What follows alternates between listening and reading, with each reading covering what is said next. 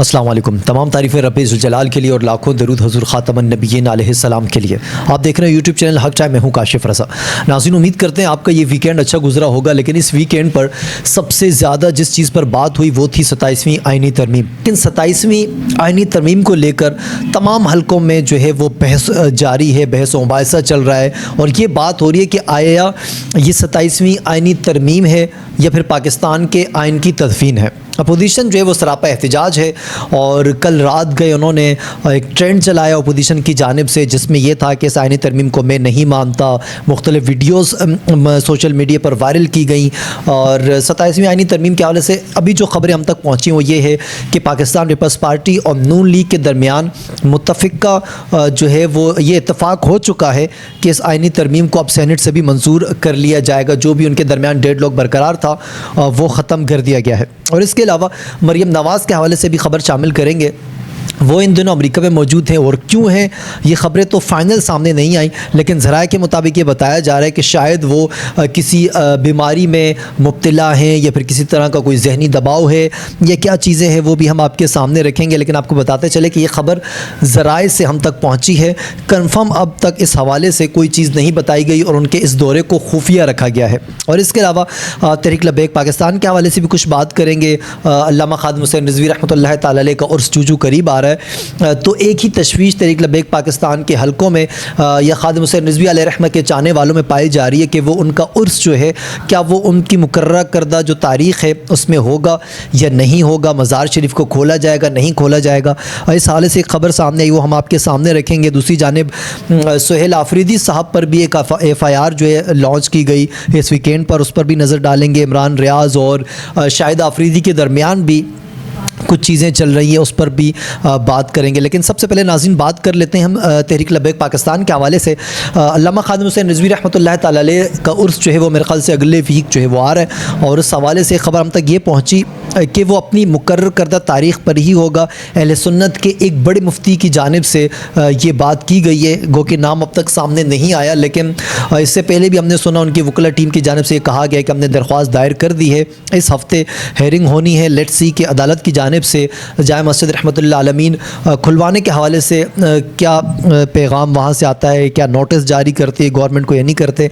और इसके अलावा जमात अहले सुन्नत बरतानिया की तरफ से एक प्रेस कॉन्फ्रेंस कल की गई और उसमें उन्होंने एक मुतालबा किया कि साने मुरीद के पर आज़ाद जुडिशल कमीशन बनाया जाए। उन्होंने ये कहा कि दरअसल जो मुरीद के में हुआ हज़ारों लोगों के उनके मुताबिक हज़ारों ज़ख्मी हैं और सैकड़ों जो है वो शहीद किए गए। और उन्होंने एक और मुतालबा रखा कि अगर आप कहते हैं कि तहरीक लब्बैक पाकिस्तान दहशतगर्द जमात है, हाफ़िज़ साद हुसैन रिज़वी, हाफ़िज़ अनस रिज़वी मुसल्लह थे, तो जामे मस्जिद रहमतुल्लाह आलमीन से लेकर यतीम खाना चौक, आज़ाद चौक और दीगर आज़ादी चौक और ये यहाँ से मुरीद के तक इस पूरे दौरान आपने लाखों अरबों रुपए के सेफ सिटी प्रोजेक्ट के तहत कैमरे वहाँ नस्ब हैं। तो आप वो रिकॉर्डिंग निकालें और उनके हाथ में हमें असला दिखाएं, उनकी एक असलहा तंजीम कोई दिखाएं और वो पेश करें और जुडिशल कमीशन बनाए, अदालत फ़ैसला करे।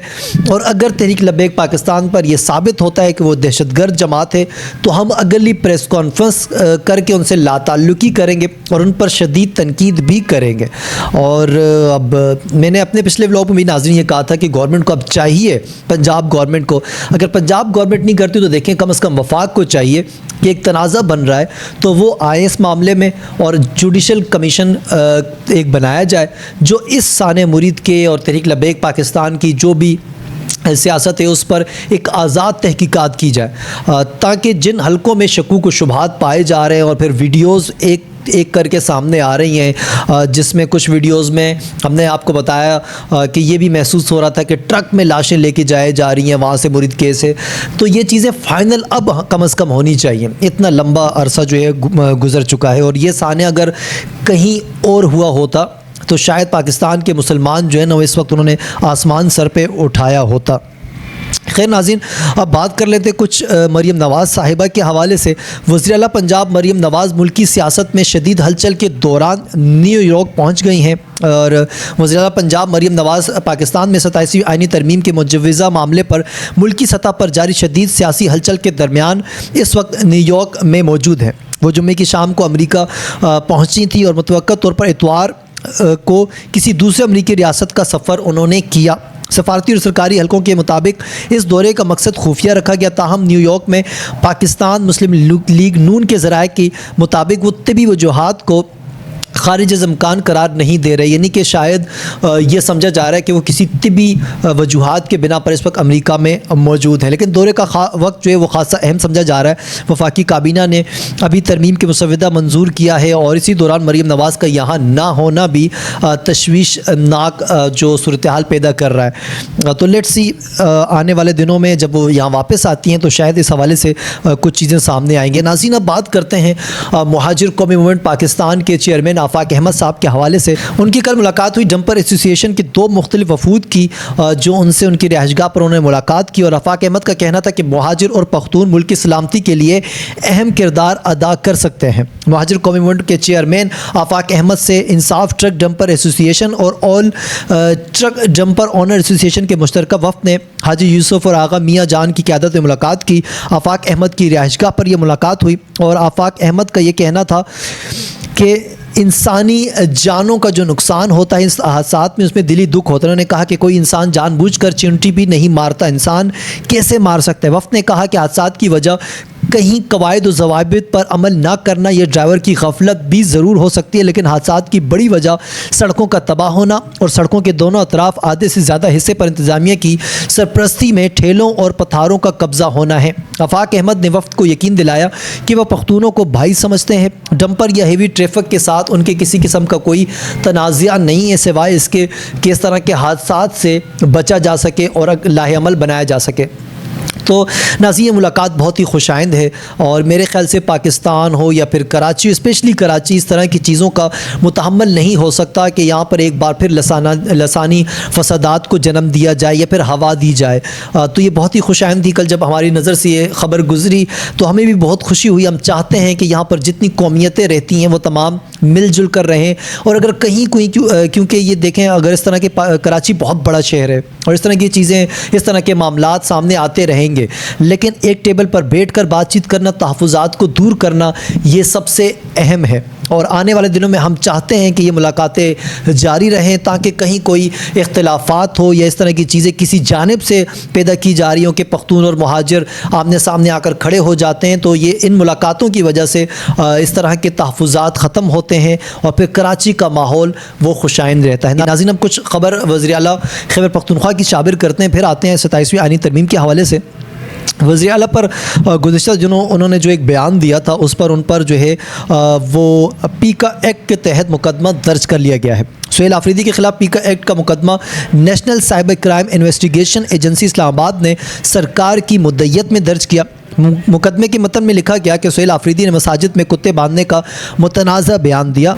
मुकदमे में सुहेल आफरीदी को बराह रास्त मुल्ज़िम नामज़द किया गया। NCCA के मुताबिक मोहम्मद सुहेल के ख़िलाफ़ इंक्वायरी में संगीन इल्ज़ामात सामने आए, जिसने रियासी इदारों के ख़िलाफ़ झूठे, गुमराहकुन और तौहीन आमेज़ बयानात और इल्ज़ामात की वीडियो PTI की YouTube चैनल पर शेयर की और उन्वान लिखा कि वज़ीर आला खैबर पख्तूनख्वा सुहेल आफरीदी की एडियाला जेल के बाहर मीडिया से गुफ्तगू। तो जब से ये आए हैं ये जो है वो एक आंख नहीं बार है गवर्नमेंट को भी, और फिर सोने पे सुहागा इन्होंने पाक फ़ौज के अगेंस्ट भी बयान दे दिया। मैंने अपने उस व्लॉग में भी कहा था कि अगर इससे कोई मसला है तो ये एक स्टेक होल्डर है, ये मुताल्लिका इदारों को या उनके अहम नुमाइंदों से जाके मुज़ाकरात करें, एक टेबल पर बैठें, बात करें और वहाँ जाकर अपने तहफ़्फ़ुज़ात रखें।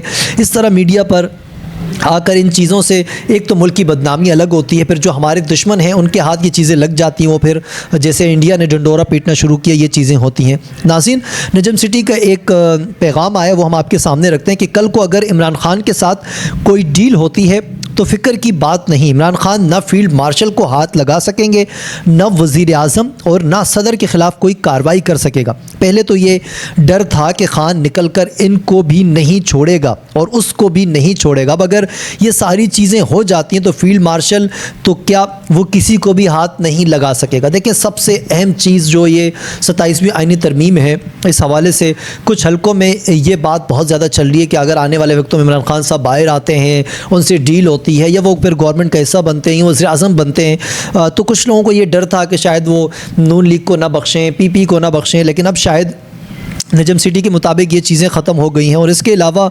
जो है वो शाहिद आफरीदी साहब और इमरान रियाज के हवाले से भी काफ़ी चीज़ें सामने आ रही हैं। एक बयान में शाहिद आफरीदी ने यह कहा था कि वो मेरे ख्याल से मुनासिब अल्फाज इस्तेमाल नहीं किए थे कि एक गद्दा गद्दे के ऊपर बैठ के जा रहा था और ये सारी चीज़ें।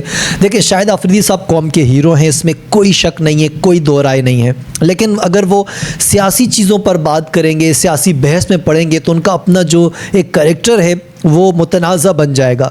हाँ, आप पाकिस्तान की सालमियत के हवाले से आप पाक फ़ौज का हिस्सा रहें, आप दीगर चीज़ों को सपोर्ट करें, आप स्पोर्ट्स में इन रहें, लेकिन पॉलिटिक्स में ना किसी की पार्टी के फेवर में आप बात करें, ना किसी के ख़िलाफ़ बात करें। अब 2-3 दिन पहले शाहिद आफरीदी साहब का एक ये बयान जो मेरी नज़र से गुज़रा, उन्होंने ये कहा कि खैबर पख्तूनख्वा के वज़ीर आला अगर मरीम नवाज़ की तरह काम करते हैं तो बहुत अच्छा होगा, क्योंकि मरीम नवाज़ बहुत शानदार तरीके से पंजाब को लीड कर रही हैं। तो अब अगर इस बयान पर तनकीद नहीं की जाती तो शायद आफरीदी साहब की शायद ये सोच गलत होगी, क्योंकि PTI वाले यही उन पर तनकीद करेंगे और फिर नून लीग वाले सपोर्ट करेंगे, फिर कल को वो कहेंगे कि यार मैं एक कौमी हीरो हूँ, मुझ पर तनकीद की जाती है। तो शायद आफरीदी साहब को ये चाहिए कि वो इस तरह के मामलात से दूर रहें, तो उनके लिए ज़्यादा बेहतर है। अब नाज़रीन, 27वीं आईनी तरमीम के हवाले से हमने जैसे कि आपको बताया स्टार्ट में कि पाकिस्तान पीपल्स पार्टी और नून लीग के दरमियान जो है मुज़ाकरात कामयाब हो चुके हैं और अब कुछ ही देर में सेनेट से ये मुजव्वज़ा भी मंजूर हो जाएगा। फिर उसके बाद ये आइनी तरमीम पाकिस्तान के बाकायदा आइन का